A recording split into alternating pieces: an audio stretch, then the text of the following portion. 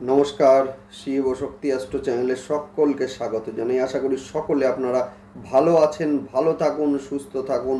মাসিক রাশিফলের আজকের ভিডিওয় আলোচনা করব মূলত তুলা রাশি এবং লগ্নের জাতক জাতিকাদের আগামী মে মাসটা কেমন কাটতে চলেছে সেই নিয়েই। সঙ্গে থাকছে নাক্ষত্রিক বিশ্লেষণ এবং সেই সঙ্গে প্রতিকার। ভিডিওটি অবশ্যই আপনারা শেষ পর্যন্ত দেখতে থাকুন।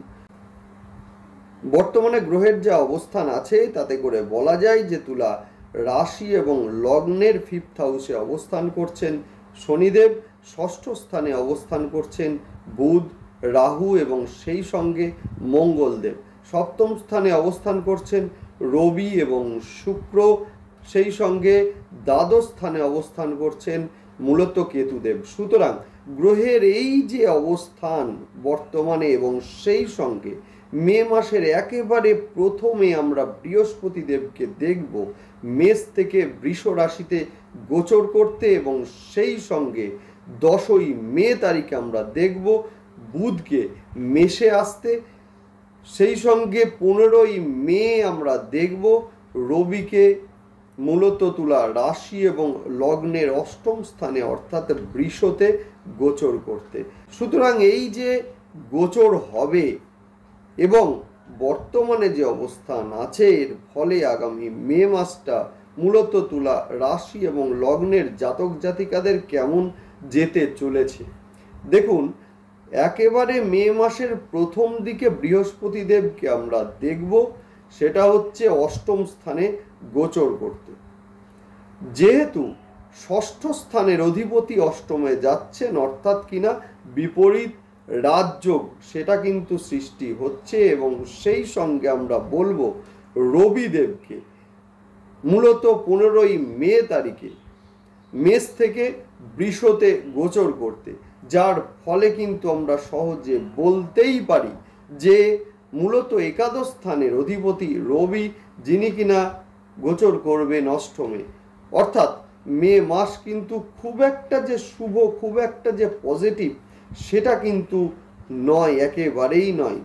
যদিও বিপরীত রাজযোগ যেটা কিনা তৈরি হচ্ছে মে মাসের একেবারে প্রথম দিকে বৃহস্পতির গোচরের সঙ্গে সঙ্গে, যদিও এর ফলে কিছুটা সুফল আপনারা অবশ্যই আপনারা পাবেন, কিন্তু সেই সঙ্গে বলবো কমিউনিকেশনের ক্ষেত্রে একটা সমস্যা সেটা কিন্তু তৈরি হওয়ার একটা সম্ভাবনা সেটা কিন্তু আছেই।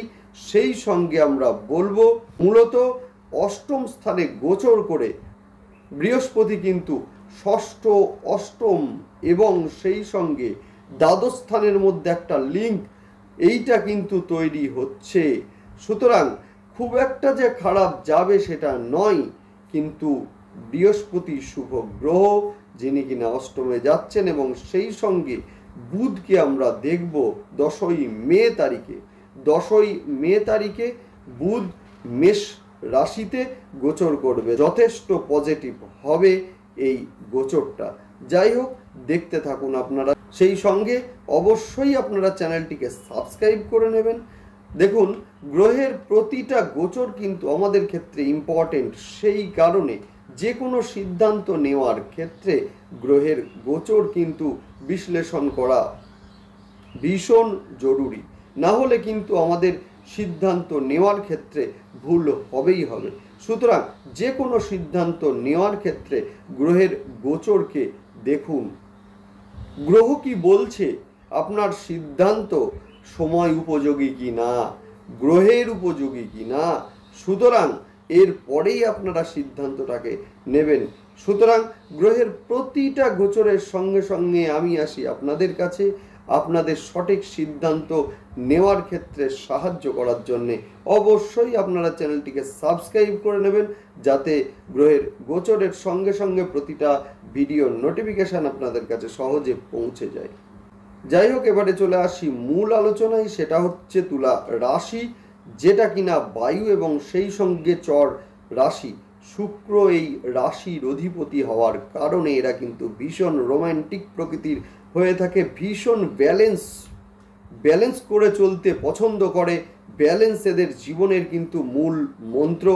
গৃহ এবং গৃহের বাইরে সামঞ্জস্য বিধান, এটা কিন্তু মূলত তুলা রাশি এবং লগ্নের জাতক জাতিকাদের ভীষণ গুরুত্বপূর্ণ একটি বৈশিষ্ট্য। এরা ভ্রমণ প্রিয় হয়ে থাকে, সেই সঙ্গে কায়িক শ্রমের তুলনায় মানসিক শ্রমকেই এরা কিন্তু প্রাধান্য দেয় বেশি। এরা যথেষ্ট শান্তিপ্রিয় হয়ে থাকে, শান্তির জন্য যে কোনো সুখকে ছেড়ে দিয়ে আসতেও কিন্তু দ্বিধা করে না। যাই হোক, নেক্সট আলোচনা করব এই মুহূর্তে পঞ্চমে শনিদেব, ষষ্ঠে মঙ্গলদেব, রাহুদেব এবং বুধ, দ্বাদশে কেতুদেব এবং সেই সঙ্গে সপ্তমে রবি, শুক্র এবং বৃহস্পতি। মে মাসের প্রথমেই আমরা বৃহস্পতি দেবকে দেখব অষ্টম স্থানে গোচর করতে, যার ফলে এই সময়ে কিন্তু পেটের সমস্যা, লিভারের সমস্যা, শ্বাসের সমস্যা এটা কিন্তু বৃদ্ধি পাবে। সেই সঙ্গে আমরা বলবো কমিউনিকেশনের ক্ষেত্রে কিছুটা ভুল বোঝাবুঝির সৃষ্টি হওয়া, এটাও কিন্তু আমরা এই সময়ে হতে দেখব। তবে একটা কথা বলার, সেটা হচ্ছে বৃহস্পতির গোচরের ফলে তৈরি হবে বিপরীত রাজযোগ, যার ফলে কিন্তু বড় কোনো রোগ বা দীর্ঘদিনের কোনো রোগ যেটা থেকেও কিন্তু মুক্তি মিলবে। এবং সেই সঙ্গে দেখব এই সময়ে কিন্তু শত্রুরা ভীষণ অ্যাক্টিভ হতে পারে। স্বামী এবং স্ত্রীর স্বাস্থ্য নিয়ে কিন্তু একটা দুশ্চিন্তা, সেটা কিন্তু বাড়ার সম্ভাবনা আছে। স্বামী বা স্ত্রীর ক্ষেত্রে কর্মে উন্নতি, আর্থিক উন্নতিও ঘটবে মূলত এই সময়ে, সেটাও আমরা দেখব। এবং সেই সঙ্গে বলবো দ্বিতীয় স্থানে রাহুর দৃষ্টি, যার ফলে কিন্তু হঠাৎ করে আর্থিক একটা ক্ষতি বা রোগের কারণে আর্থিক একটা ব্যয়, সেটাও কিন্তু হতে দেখব আমরা এই সময়ে। তাই স্বামী বা স্ত্রীর শরীরের দিকে ভীষণ নজর দিন। যদিও 10 তারিখের পর বুধের মেষে যে গোচর, এটা অত্যন্ত শুভ হতে চলেছে এই সময়ে। ব্যবসার উন্নতি সেটা কিন্তু 10 তারিখের পরে যথেষ্ট ভালো হবে, বিশেষ করে ভারী দ্রব্যের ব্যবসা, সেই সঙ্গে পৈতৃক যে কোনো ব্যবসার দায়িত্ব সামলানো, শেয়ারের ব্যবসা এই সময়ে কিন্তু ভীষণ শুভ।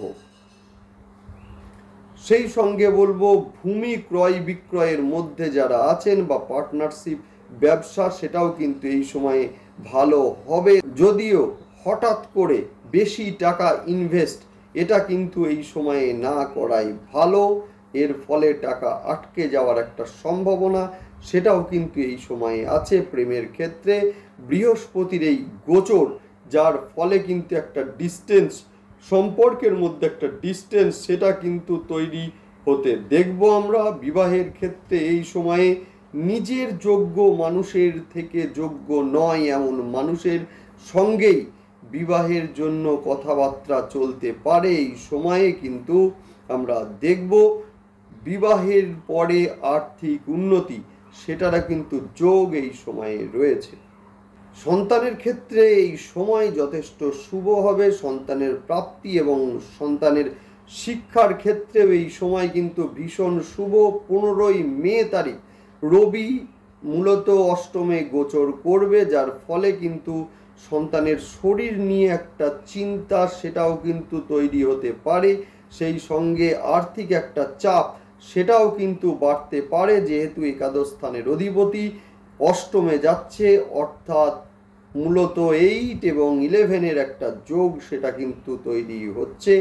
গৃহ বা ফ্ল্যাট মূলত এই সময়ে ক্রয়ের ক্ষেত্রে একটু সাবধান, অর্থাৎ আমার মতে বলে গৃহ বা ফ্ল্যাট এই সময়ে ক্রয় না করাই ভালো। যারা বিদেশে যাওয়ার চেষ্টা করছেন, বিশেষভাবে শিক্ষার কারণে এদের ক্ষেত্রে বিদেশ যাত্রা ভীষণ শুভ হবে। এই সময়ে কিন্তু আইনি সমস্যা বা আইনি জটিলতা এড়িয়ে চলুন। শত্রুতা বৃদ্ধি পাওয়ার একটা সম্ভাবনা আছে, সেটা গৃহের মধ্যে হোক বা গৃহের বাইরে। রাজনৈতিক বিষয়ের মধ্যে যারা আছেন, আমি বলবো এই সময়ে রাগ বা ক্রোধকে নিয়ন্ত্রণে রাখতে হবে, না হলে কিন্তু ভুল বোঝাবুঝির সৃষ্টি হতে পারে। নেক্সট আলোচনা করব নাক্ষত্রিক বিশ্লেষণ। যাই হোক, শুরুতেই বলবো যে চিত্রা নক্ষত্রের জাতক জাতিকাদের অর্থভাগ্য ভীষণ ভালো, অর্থ আসবে এই সময়ে, তবে সঞ্চয়ের দিকে মন দিন। শরীরে আঘাত প্রাপ্তির একটা সম্ভাবনা সেটাও কিন্তু এই সময়ে লক্ষ্য করা যাচ্ছে। স্বাতী নক্ষত্রের জাতক জাতিকাদের বলবো এই সময়ে গৃহ বা জমি মূলত ক্রয় আপনারা করতে পারেন। আর্থিক ভাব শুভ, সেই সঙ্গে কুটুম্ব কুলে একটা গুরুত্ব বাড়বে।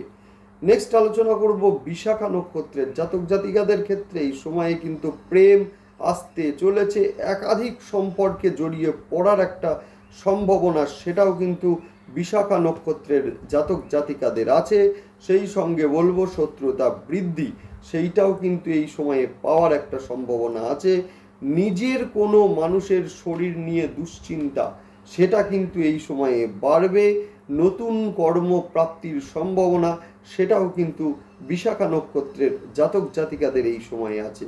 যাই হোক, নেক্সট আলোচনা করব দশা নিয়ে, যাদের বিশেষ করে তুলা রাশি এবং লগ্নে জাতক জাতিকাদের, যাদের মূলত এই সময়ে রবি, বৃহস্পতি অথবা রাহু অথবা মঙ্গলের দশা চলছে, তারা যথেষ্ট সাবধানে চলবেন, সাবধানে থাকুন এই সময়ে, যেহেতু এই সময় আপনাদের ক্ষেত্রে খুব একটা শুভ নয়। যাই হোক, এবং সেই সঙ্গে প্রয়োজনে আপনাদের স্থানীয় অ্যাস্ট্রোলজার বন্ধুর সঙ্গে কথা বলে নিতে পারেন, এদের সঙ্গে পরামর্শ নিতেই পারেন আপনারা। যাই হোক, নেক্সট আলোচনা করব প্রতিকার নিয়ে।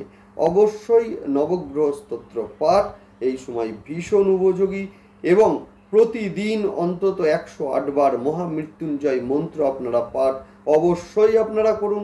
সেই সঙ্গে বাড়ির দক্ষিণ দিক এবং দক্ষিণ পূর্ব দিককে পরিষ্কার রাখুন, কোনো নোংরা জলের ফ্লো যেন সেই দিকে না থাকে। সেই সঙ্গে যাদের দক্ষিণ পূর্ব দিকে টয়লেট আছে তাদের ক্ষেত্রে বলবো বাস্তু যন্ত্র প্রতিষ্ঠা এবং সেই সঙ্গে বাস্তু সংস্কার জরুরি। আরও একটা কথা বলে রাখি, সোমবার এবং শনিবার করে আপনারা রুদ্রাভিষেক অবশ্যই আপনারা করুন, ভীষণ ভালো রেজাল্ট আপনারা পাবেন।